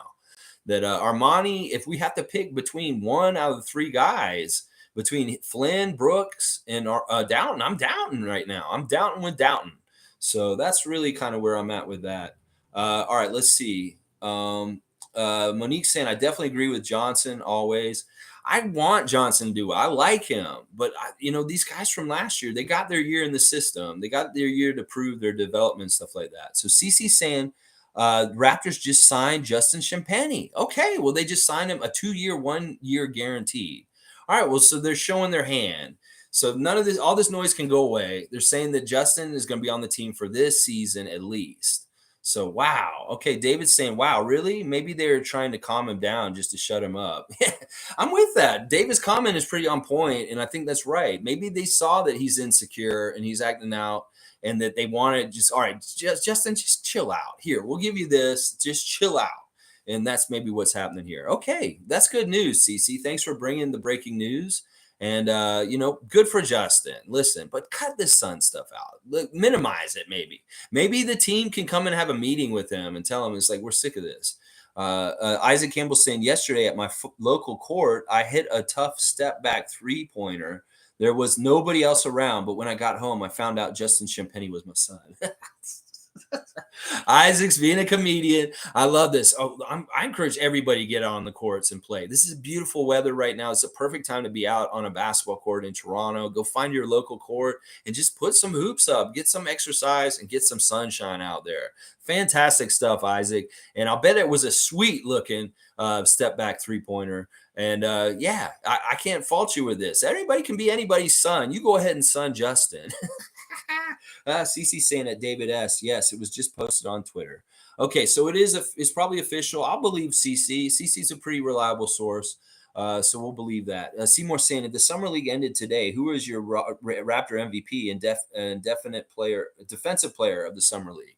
Well, these are easy questions. I think that the MVP is Jeff Dowtin Jr. Like I would have said Delano Banton, but he didn't have as good a game last night. I would have said Delano Banton, and then Jeff Dowtin's continued to be really good in all 3 games. So I'll say MVP would be Jeff Dowtin, and then the defensive player is obviously Koloko. Koloko is he's defensive player of the year in the NCAA for a reason. And then we're seeing it on our summer league games and stuff like that. Joseph Starks, good morning, beautiful people. Are you Marilyn Manson? Just kidding.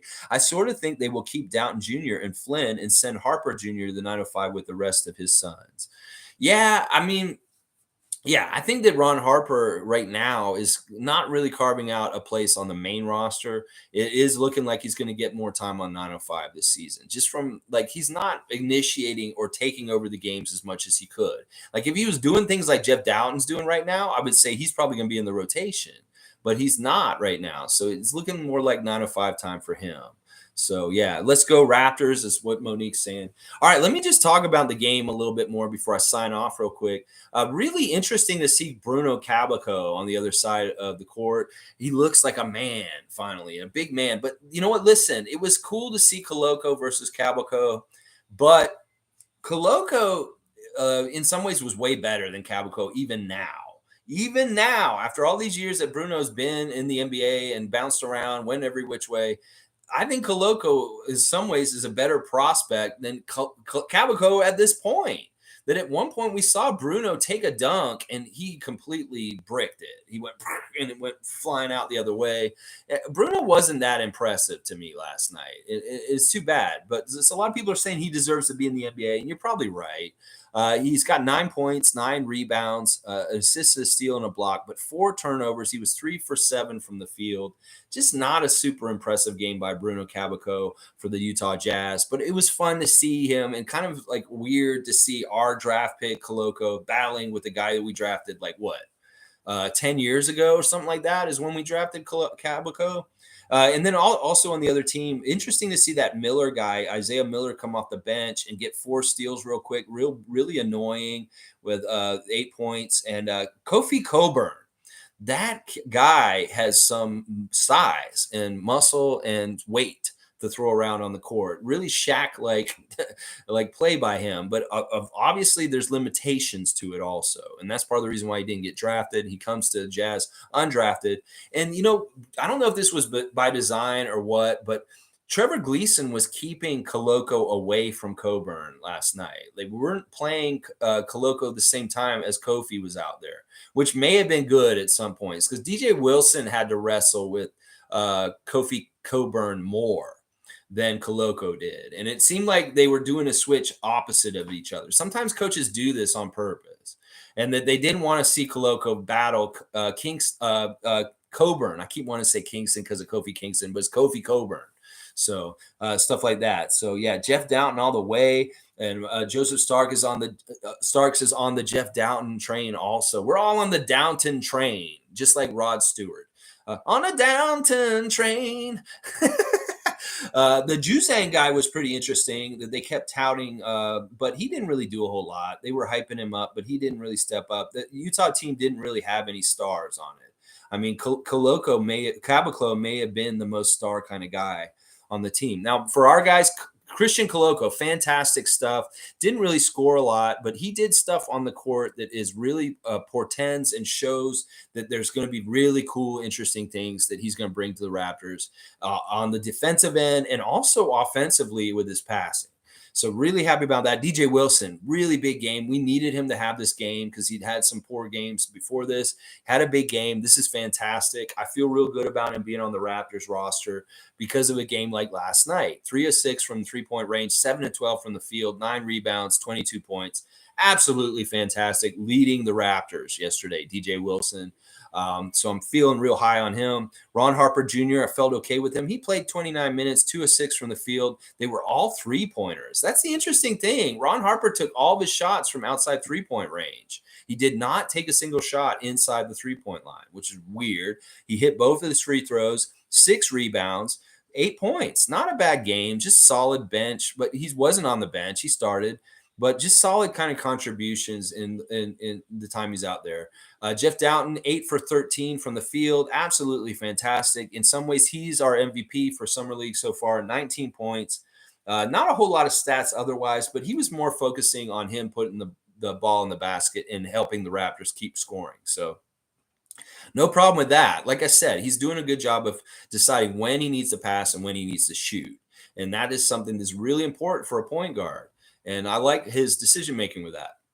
Delano Banton, not as good a game, but he did shoot well, 4 of 8, only 8 points, 4 assists, 4 rebounds, 2 steals. He did have 4 turnovers, but Delano was showing leadership at different points in the game and helping to keep things steady and stuff, doing steady Freddy kind of stuff on the down low in the game, because that's the kind of thing that he can do is he can kind of control the pace, control the tempo of the game, but also kind of calm our guys down. Maybe if we're having too many turnovers, maybe he takes care of the ball a little bit better or kind of like takes care of things a little bit more. Delano's solid, not a huge game, not a big game, but solid game. Not really very many mistakes, other than the turnovers were bad. Armani Brooks, really bad shooting, 2 of 12, 1 of 10 for 3 points. 4 rebounds. I like that. The 3 assists are good too.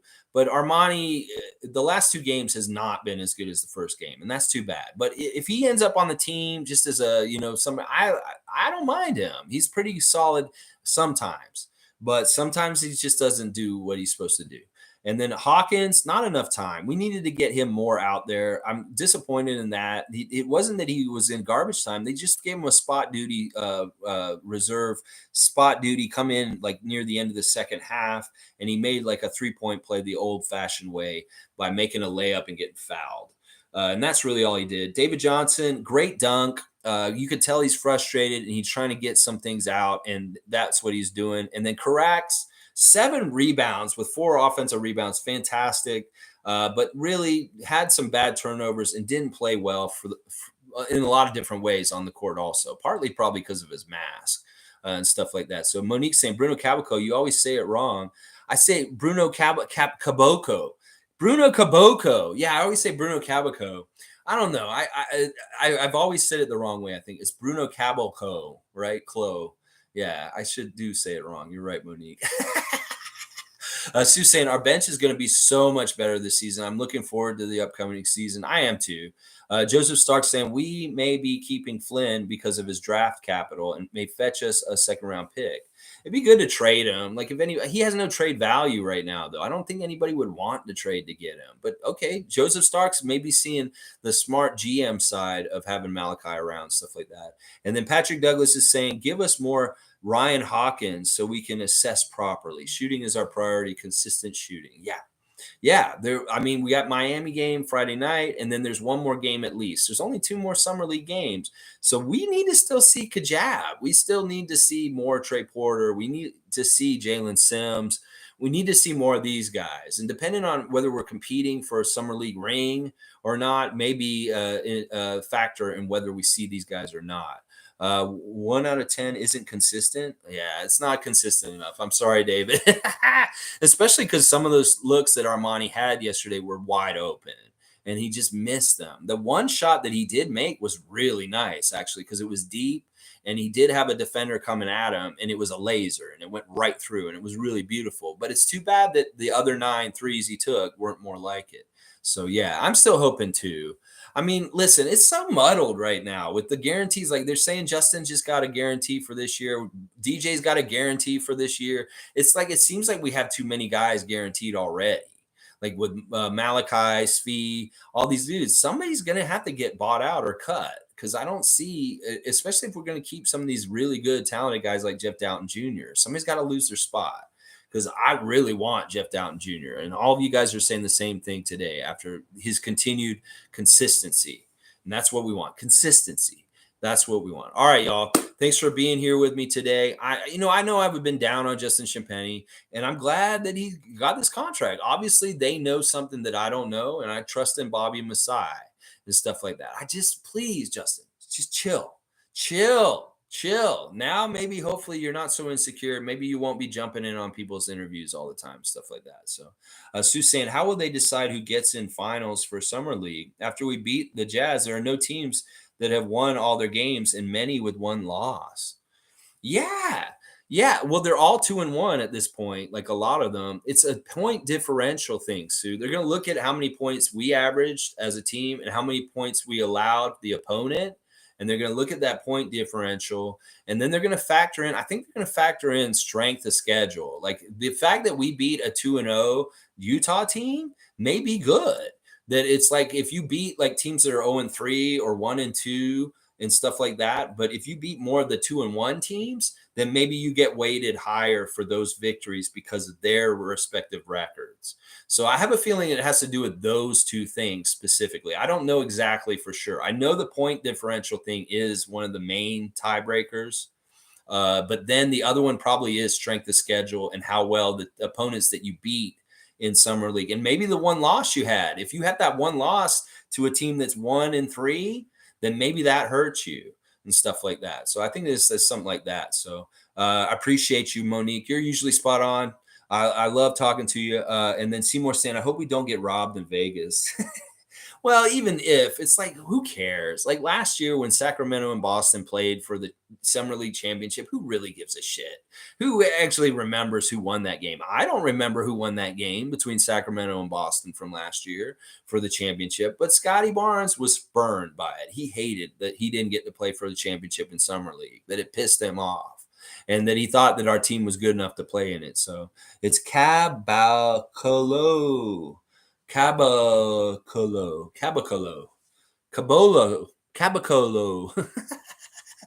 Seymour just wants rings. He just wants rings. He doesn't mind if it's a summer league ring. He wants rings, but I want that 2023 NBA championship ring is what I want. Oh yeah. Oh yeah. Caboclo. Caboclo. Caboclo. Caboclo. Caboclo. I'm sorry, I never got his name right in all the time that he was around. All right, guys, I'm gonna finish up tomorrow, Friday, freak out, and previewing the game against Miami tomorrow night, 10 p.m. And thanks for being here with me. I'm not a Justin hater completely. I want him to succeed. I want him to do well. It's just I want him to cut out the extracurriculars and stuff like that. Maybe you guys do some fun, like little things, but not in interviews. That's just the one place. I appreciate it, David S. I hope you have a great day also, and have a great day, everybody. Enjoy your day and get out on the court like Isaac. Isaac's smart to get out on the court, get some exercise, and shoot some stuff. Cab Loco. Cab Loco. Cab Loco. I like that. That's better phonetics for me. Cab Loco. All right, y'all. Have a great day. And you saying the play-in is okay with you? I love the play-in. Play-in is great. The play-in tournament has been fantastic. I'm glad they're keeping it and stuff like that. And this one more thing I just want to chime in real quick. There's been a lot of talk this week on Twitter about Chris Bosh versus Pascal Siakam and who is more important to the Raptors' legacy. There's a long and short, easy question answer to this. And Pascal Siakam is the most important Raptor between those two. That Chris Bosh was important at his time because he was our main player. He was really good and he was an all-star, but he never really won at any kind of level. And to be honest, Chris Bosh is not really a good Raptor in standing. He really is a Miami Heat player at this point. And that Pascal Siakam's won a championship. Pascal Siakam's an all-NBA player. And, Chris Bosh was a better individual player in his career when he was on the Raptors. He had better stats. He was the franchise player. He did a lot of stuff. He averaged 20 and 10, stuff like that. But when he went to the Heat, he didn't average as well, and he became a third banana. And he did have more success in some ways as a player there. Now, I don't think this is even close. Like anybody who's arguing for Chris Bosh, you're kind of not really looking at the facts of the things. That Pascal Siakam is a way better Raptor, a greater Raptor than him. And that's just the damn truth of it. So there we go. I just had to chime in on that because this has been a subject this week and I hadn't talked about it at all. And I kept forgetting to, and I just wanted to come in and say it now. Chris is a nice guy.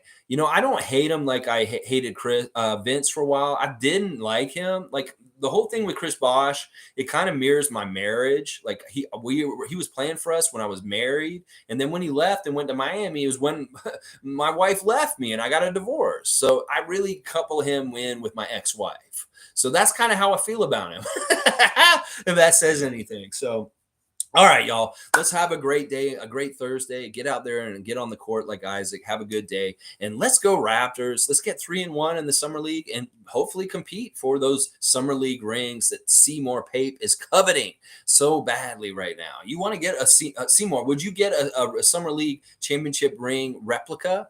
Like one of the ones that we got for our 2019 championship, stuff like that. Would you do that? I don't know. Maybe I would just for fun, get a summer league ring, stuff like that. All right, y'all have a great day. And I appreciate y'all. I'm sorry if I'm a little edgy today and like down on Justin Champagnie. It's just, I'm just getting so sick of this. It's not ending. It's like he's doing it every day this week. And it's just really tired. It's really, really tired. Anyway, y'all have a great day. I'll see y'all tomorrow, 9:30 a.m. Eastern Standard Time. Let's go Raptors! Yeah.